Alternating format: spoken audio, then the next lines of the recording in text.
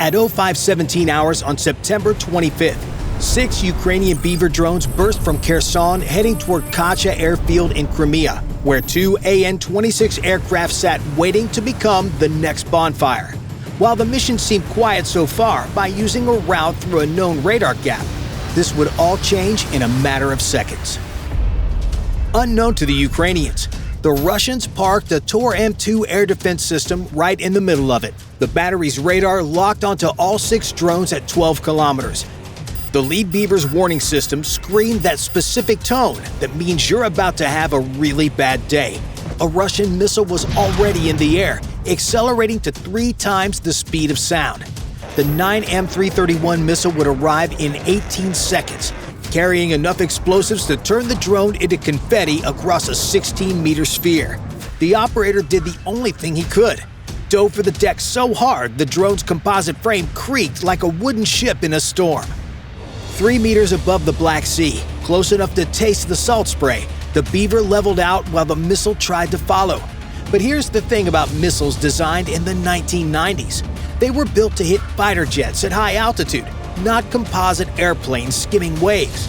The missile was pulling so many Gs trying to make that turn that its control surfaces were starting to melt from friction.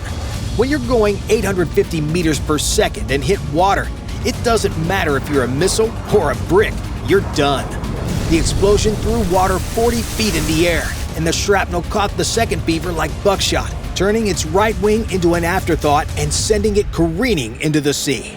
The 5 surviving drones scattered like pool balls after a break, each taking a different direction while the Tor operator tried to figure out which one to shoot next.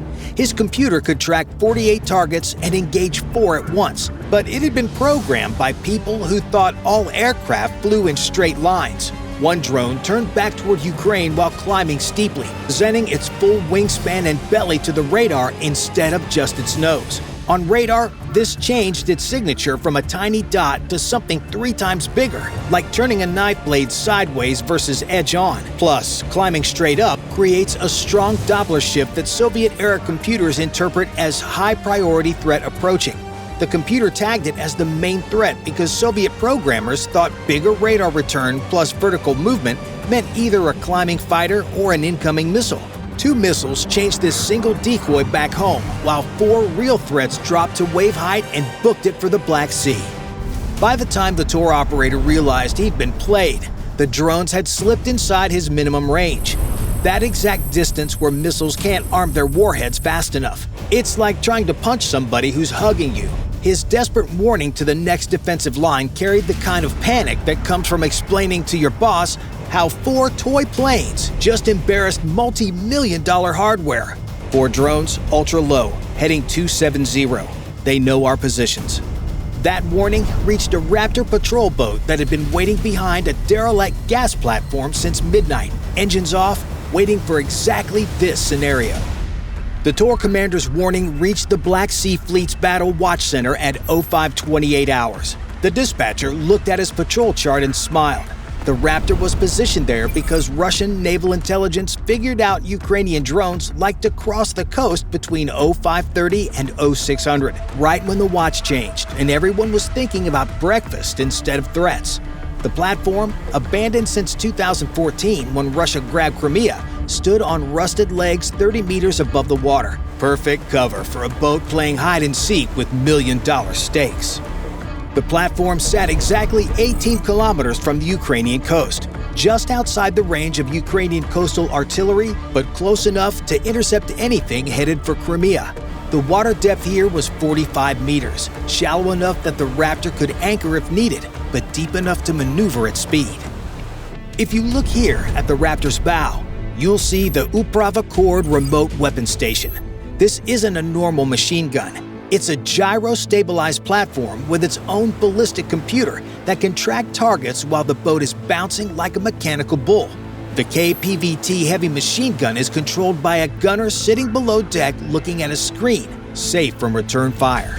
The 4 Beavers reached the Black Sea at 0531, their operators in Kherson flying blind through GPS waypoints while their video feeds showed nothing but dark water and static. 8 kilometers ahead, the Raptor's thermal imager watched them coming. The drone's gasoline engines were running at 200 degrees Celsius, while the ocean was 15 degrees. On thermal imaging, that temperature difference made them glow like cigarettes in a dark room. The system could track that heat signature at 3 kilometers, even through sea spray. The ambush started with 14.5mm rounds erupting from nowhere. These weren't regular bullets. Each thumb-sized round could punch through an inch of steel armor or go completely through a car lengthwise. The gun's computer calculated the solution: 150 kilometers per hour target, 1,800 meters out, 3-meter crosswind. Except this quarterback was steel and throwing copper-jacketed hate and discontent. The lead beaver took 6 hits in 2 seconds, the rounds punching through its composite body like hot needles through butter. But here's what saved it. The drone was essentially a flying empty box with some electronics tucked in the corners and explosives in the nose. The bullets went straight through without hitting anything vital. The operator pulled back hard, climbing straight up while sparks flew from damaged servo wiring and leaving a trail of smoke visible on thermal like the world's most dangerous skywriting. At 100 meters altitude, geometry became the drone's best friend. The Raptor's gun could aim up to 60 degrees, but the drones were now directly overhead at 85 degrees. The gunner could see it, track it, but couldn't point his weapon at it, like trying to swat a fly on the ceiling while you're sitting in a chair. The boat's engines roared to life, 0 to 48 knots in 12 seconds. But at that speed, the boat didn't sail so much as bounce across the waves like a stone skipping on water. The gunner tried to maintain his aim, but it's hard to shoot straight when your platform goes airborne every 3 seconds, and the gyrostabilizer was never designed to compensate for a boat that's temporarily identifying as an aircraft. 3 undamaged beavers split around the patrol boat, 2 going left, 1 right, forcing the gunner to choose. The boat tried to turn at 48 knots, but physics doesn't care about your intentions. At that speed, the turning radius stretched to 300 meters, and attempting anything sharper would flip the boat faster than you could say design limitation. The captain watched the drones disappear toward Crimea, knowing he'd just been outmaneuvered by aircraft that were more agile than Russia's best patrol craft. The captain's report triggered an immediate response from a Ka-52 already on patrol, its pilot banking hard toward the intercept point. The Ka-52 had been vectored from its patrol station 30 kilometers east, where it had been circling for 2 hours, burning 500 liters of fuel per hour, watching empty water. The helicopter only had 40 minutes of fuel remaining, enough for 1 engagement before having to return to base. You see here how the Ka-52 has 2 rotors spinning in opposite directions on the same shaft? That eliminates torque, the twisting force that makes normal helicopters need a tail rotor. Without that tail rotor eating up 15% of your engine power, get that power for weapons and speed. It's like removing the training wheels and discovering you can do backflips. And this helo would need all the speed it could get. The helicopter's Arbalete 52 radar locked onto all 4 beavers at 8 kilometers. The pilot selected a Vickers missile, a weapon designed to turn tanks into modern art, but now being repurposed for a role it was never designed for. It's like using a sledgehammer to swat a mosquito. It'll work if you connect, but it's much easier said than done. The Vickers you see flying now doesn't have its own seeker. It follows a laser beam like a train on tracks. The helicopter paints the target with a coated laser, and the missile has a sensor in its tail looking backward at the helicopter, keeping itself centered in the beam. It's playing Follow the Leader at Mach 2, which sounds simple until you realize the leader is moving, the target is moving, and the missile is trying to solve this geometry problem while pulling 20 Gs. The missile passed within 3 meters. Any tank would have triggered the proximity fuse, but tanks reflect radar like billboards. The Beaver reflected it like a business card. The fuse never recognized it as a valid target. The Ka-52's electronic warfare suite kicked in next, pumping out radio static across every frequency drones use to phone home. The 100-watt output was like standing next to a rock band trying to listen. The 4 beavers immediately lost contact with their operators. But here's the thing about jamming. You're trying to shout over someone who's already hung up the phone. Once the drones lost signal, they switched to pre-programmed waypoints stored in their memory. The pre-programmed waypoints were simple. Fly to these GPS coordinates in order. Maintain this altitude, then dive when you reach the target zone. No fancy maneuvering, no evasion. Just point A to point B like a very deadly pizza delivery.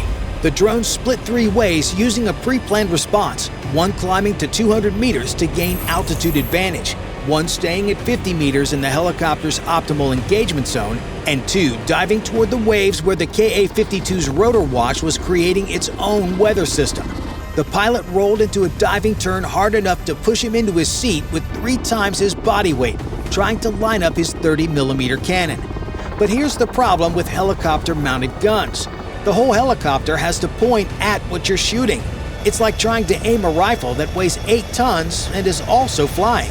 The 2A42 cannon had another problem. It was bore-sighted to 1,500 meters, meaning the gun's aiming system was calibrated to hit targets at that specific distance.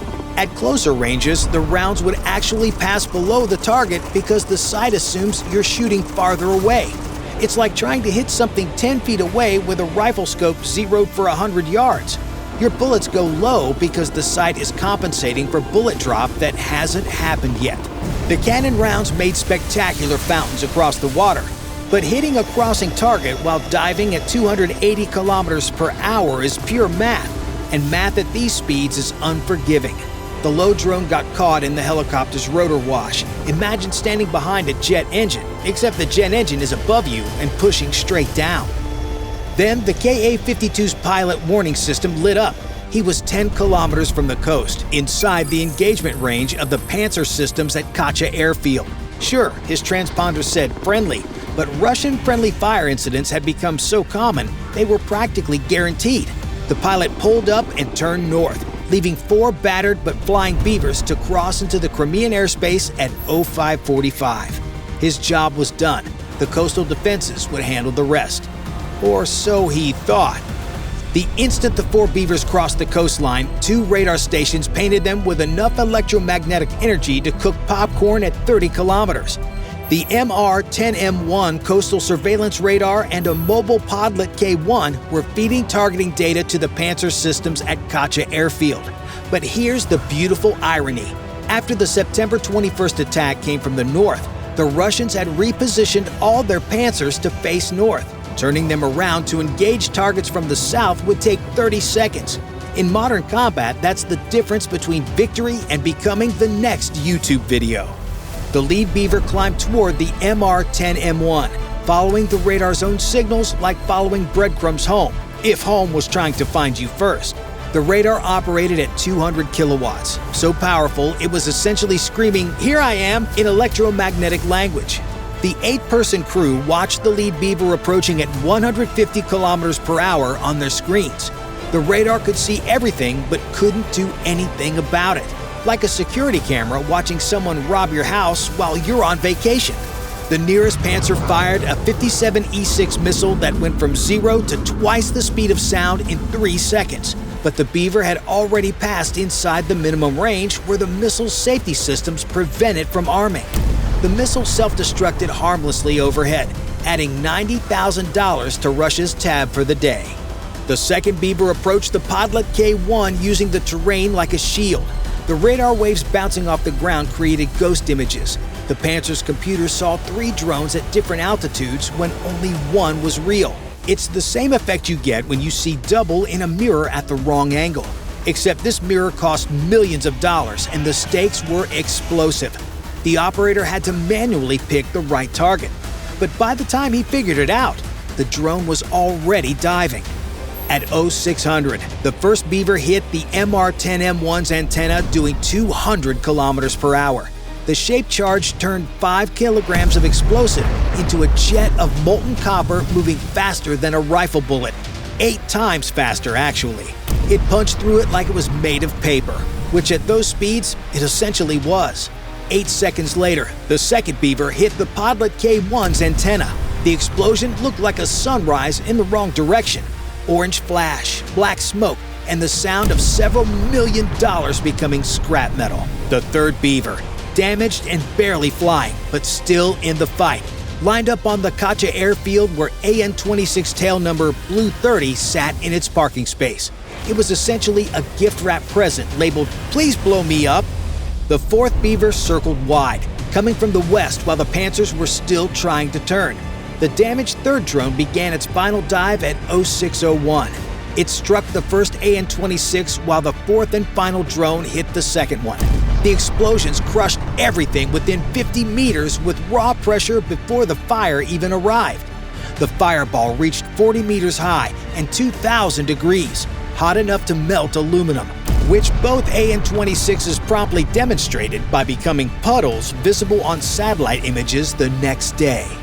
For the fourth time in a week, Ukraine had hit the same airbase, proving that Russian air defenses work just like those arcade claw machines. The prize always slips through at the last second. Bye for now.